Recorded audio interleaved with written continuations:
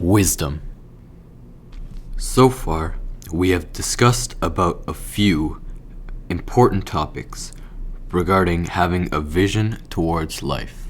At the first session, one of the most important topics we talked about was about wisdom. What is the meaning of wisdom? What do we call wisdom in mysticism? We said that wisdom is about confronting reality. It is an understanding of a reality without letting the inner tendencies to interfere with such understanding. They call this the beginning of wisdom. A human being who wants to have the benefit of wisdom must have such an understanding. Wisdom is an inner flow.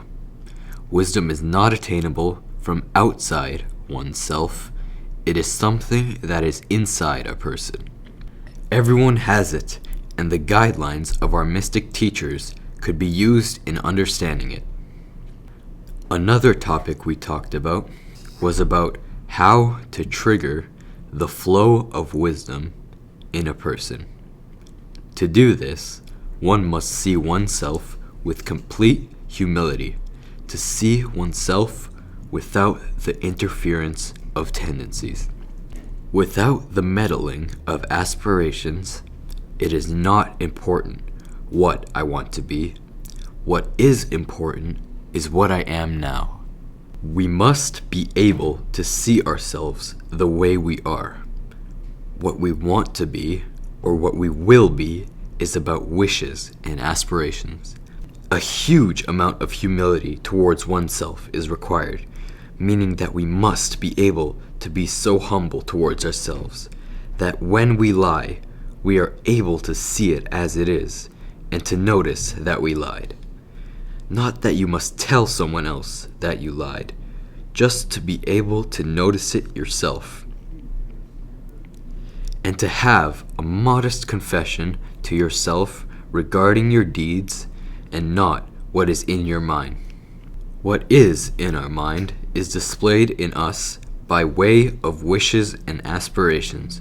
I told you that if you test this for a day, for a few days, consciously observe yourselves in this way, just for your own sake, that if you lied a couple of times, well, then you have lied a couple of times.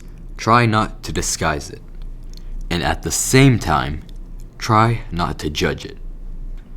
Do not take it as an unethical way of thinking. It is not that at all. Mysticism has another way of dealing with ethics. Sometimes you learn about ethics from your environment, which is unstable. What we talk about is about the inner self. Let me give you an example. Some friends who used to have habits such as drinking alcohol or smoking cigarettes or other habits, there were times when they observed the self and noticed it. Then they were able to quit it cold turkey in a way that they had never went back to. It is an inner effervescence that is created at that moment. Our understanding of ourselves is also related to many conducts we call and describe as unethical or bad behavior, which is in our understanding and our observation of it. It's the way we see it as the way it really is. We also talked about being conditioned. We human beings are very much conditioned to concepts such as nationality, religion, culture, traditions, art, science. We are all highly conditioned to these and accept everything under the guise of such conditions. If you are up to par with my traditions, to my nationality and my religion, and so on and so forth, then you are righteous and correct. Otherwise, you are not. I even gave an example. Murder is a crime in every law anywhere. It is not only illegal, it is also unethical. It is a crime and it is also unethical to kill someone. But when people are conditioned And when they kill in group setting, then they are heroes. When we commit murder because of our way of thinking or ideology, then it is considered to be goodness or virtue.